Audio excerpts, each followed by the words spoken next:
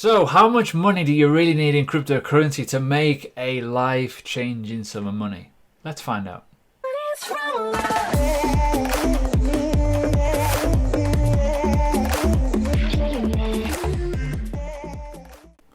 So hi everyone, welcome to the channel. If you are new, subscribe, bell button, like and comment, obviously. Hello. Now, degree of realism here, big dose of it. I want to talk about my experience in the market. I want to talk about why I think you should be doing this sort of tactic as well, not what you probably think you should be doing, if that makes sense. Now, I feel, and I've always said this for a long time, we are very, very early in the phase of what cryptocurrency market really is in terms of the blockchain, decentralized finance, and all the other elements of adoption to go with it potentially. Now, that being said, markets have cycles. A few videos ago, I talked about cycles, and it does seem to be gearing up to a bit of a change in momentum overall in the entire market. Now, that doesn't mean tomorrow or next month or in like 3 months. I'm talking from 2021 into potentially 2030. Could be totally different kettle of fish if you do the following. Buy low, sell high.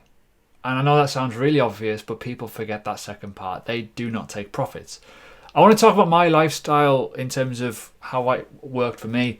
And I want to point a few little things in your direction in terms of potential projects that you may like. And you may think, oh, actually, they're very undervalued, even today. And you got to think, well, realistically, when should you buy these? Now, let's look at a few examples. The likes of XRP could go back up to $3. However, that being said, there's other coins a lot lower than XRP that could outperform it massively in gains, multiple gains. Okay, and we'll talk about that as well, because it's vitally important that we understand that the higher we go in the tree, i.e. up here, the less reward we're going to get.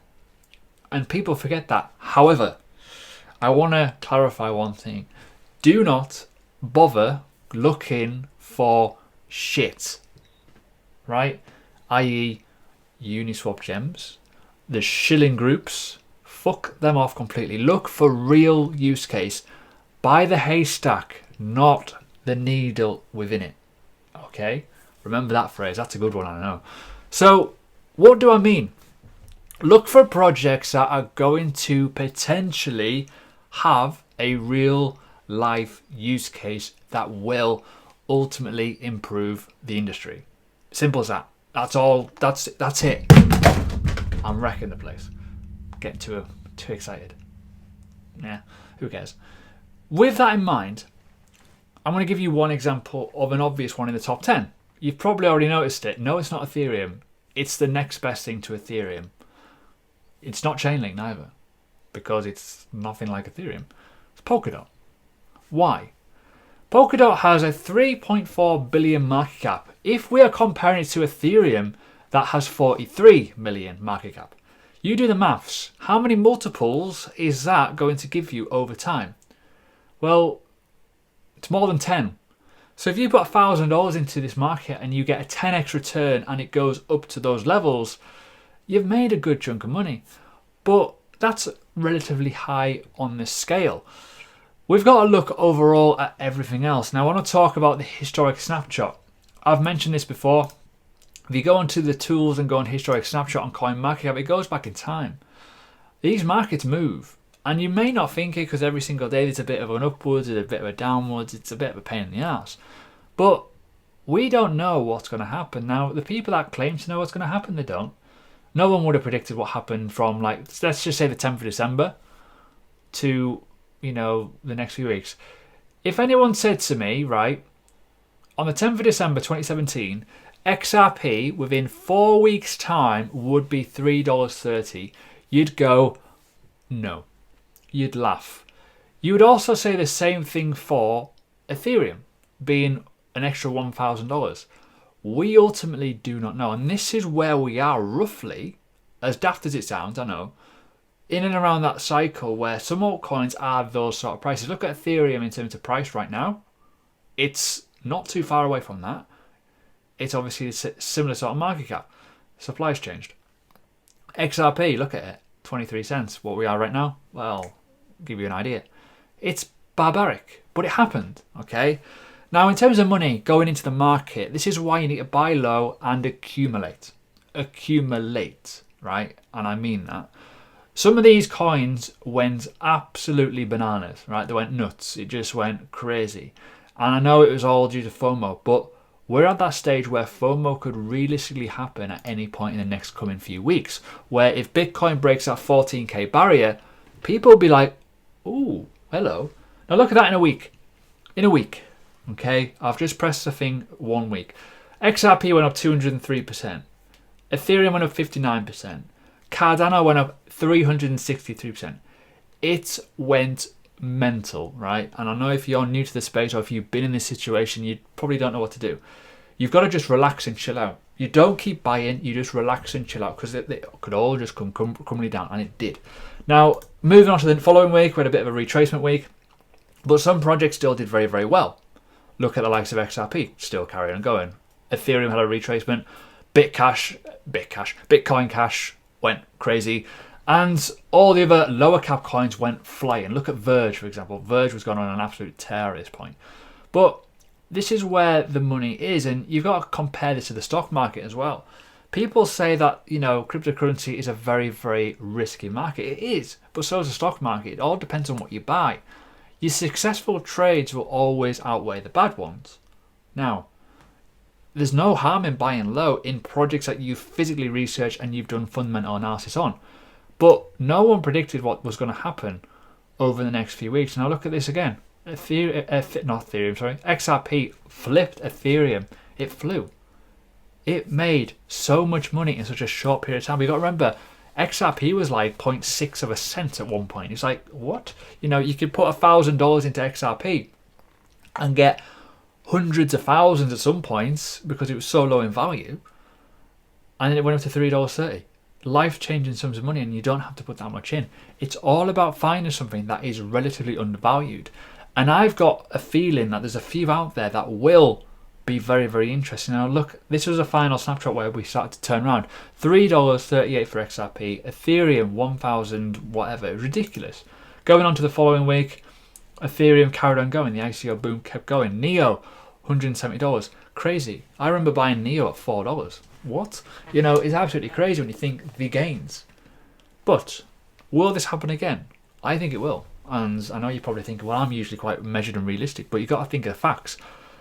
It may not happen within a 4-week period like last time, but you got to think, well, if we start buying and we bought projects in the COVID-19 crash, basically, and then we carry on accumulating good, solid projects, well, what could happen in 10 years? We don't know. But it's all about being measured, being able to take profits, being able to put money in, take your seed investment out, and then look to move it elsewhere. Now, let's look at a few little projects to just give you a bit of interest. Now, these are some of the holes that I have. So if you want to write some down, you can. Polkadot is one of them, right? I've often mentioned it. I don't hold Ethereum because I rate Polkadot more. Ethereum, for me, even if it goes to $1,400 again, I know what's going to happen. It's going to bring the entire altcoin market up. We're going to make some money, So that's good, right? I'm not bothered if it makes a 5x on its return on Ethereum. I'm going to see altcoins do a 10x, a 20x, even a 50x in some cases, because Ethereum's went bang. It's went, whew, fuck. That's where I'm looking. And Polkadot is number one for me. That will lead the higher tier market, in my opinion. I also think XRP will too. With that being said, I've already mentioned it before. Even if Polkadot goes up to $40, it's still below the current market cap right now of Ethereum, which should be roughly about 35 billion, compared to Ethereum right now is 43, 44 billion. So there's a 10x potentially if Ethereum goes for a big run. In my opinion, I think Polkadot over the next few years will do very, very well. That's just my opinion. Moving down as well, you got to think as well, Cardano. Will it go on another monumental run? Because Ethereum's gone for a monumental run. Again, ex-developer, co-founder of Polkadot and Cardano are from Ethereum. Why do you think I hold both of them? I personally think that the likes of Cardano can do very, very well. It's a patient thing. Moving down again, all right, and this is where the multiples start to kick in. And you're probably thinking, well, where am I going with this? If you just look at how the multiples are changing, in reality, my next coin on this list is Zilliqa. Now, this is where it gets interesting. Now, stick with me. Zilliqa is a much bigger throughput blockchain than Ethereum. If Ethereum goes for a run because it's got phase 2.0 out and people are getting excited because, ooh, well, Zilliqa basically is Ethereum 2.0. It is super fast. It has limited and basically no fees. It has its own decentralized exchange. It can be staked at roughly 26% per year. And over the next month, an Ethereum bridge is coming out. Ethereum 2.0 is not releasing straight away with fast throughput blockchains. It's just going into the next phase. Then staking, then the speeds of transaction, then the fee change. It'll all change with Ethereum over the next 2 years, not instantly. So that Ethereum bridge allowing you to trade ERC20 tokens with Zilliqa for no fees, and you've probably seen quite a few of my videos saying how big the fees are, where you're sending $20 worth of something, you're spending $4 on the fee. It's crazy. That's why I rate Zilliqa so much, because it has a genuine live product that's better than what's number 2 right now, which is absolutely boggling, and 185 million market cap. Well, even if that goes, and in my opinion, imagine if Zilliqa in the bull run is worth $1 billion in market cap. That's a huge gain alone. What about if it goes 100x and is worth 18 billion, sorry. That's still nowhere near the market cap of Ethereum. I'm not saying it's going to flip it or kill it or whatever. It's all about bridging that gap. And I think it will take a bit of a share. So that could be a big amount of money as well, thinking in that way. Moving down as well into another type of coin is RSR, reserve rights. I've mentioned this a few times recently. I feel that this could do an XRP. What do I mean by that? It's roughly 111 million market cap right now. XRP, 9 billion. It has an unbelievable use case. Tackling hyperinflation, tackling all those issues with the global economy around the world, spending, being able to send and receive, and most importantly, be stable. That's how it works. That is key, in my opinion. So, what about if that goes to $1 billion in a bull run? You know, hopefully I've put in some ideas in your head here of how to pick coins based off use case, value, and obviously the long-term eyes of it. We do not know what's going to happen. Now, let me just go a little bit deeper. The reason why I'm going a little bit deeper is because it's just good to get a good wide range of this. The reason why I'm saying this is obvious. There's different types of coins out there. There's adoption coins, payment solutions. This is the next one, Utrust. Why? Merchants, buy-in, selling, adoption. There's 4 big things there. Big partnerships, be able to stake it, and other elements regarding mainstream adoption. People are going to be able to use and spend cryptocurrency and buy and be able to want to accept cryptocurrency in the future. Utrust has the biggest and best platform for that, for ease. It also has the best partnerships. It has the CEO from PayPal within that. So why not back something like that, in my opinion, that is only 41 million market cap, has all those things going for it, has a live physical product, has ex-PayPal and like Facebook employees on it. You, as a team, it's crazy. What about if that goes to 410 million market cap? It's crazy. It's a 10x straight away. Could go a lot higher. It has been a lot higher in the past. It's been $1.74 in the bull run last time. Scary, I know. So, I know this is more of a reflection video, bit of realism in that, but this market is in its infancy. It really is. And when you look at the total market cap over the time, we've been a lot higher. If we look at this segment here of the bull run, 834 billion. Crazy, I know. A lot more coins have came out since then, but we're still, in my opinion, undervalued. This could really pop in the next coming year. It really could. And things could get quite scary. But the biggest rule you got to do is do your research right now. Find the coins, back them, buy them as low as you possibly can with money you can afford to lose. And as non-financial advice would suggest, don't copy people.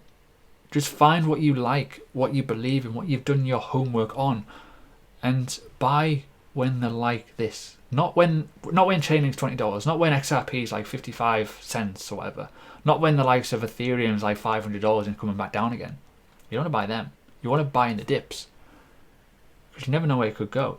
So overall, I hope this video has kind of helped in a way to kind of give you a bit of realism that in the 2016 period when I bought Bitcoin to 2018, I put $2,000 in the market. $2,000. Changed my life a lot. A lot. That's all I'm going to say.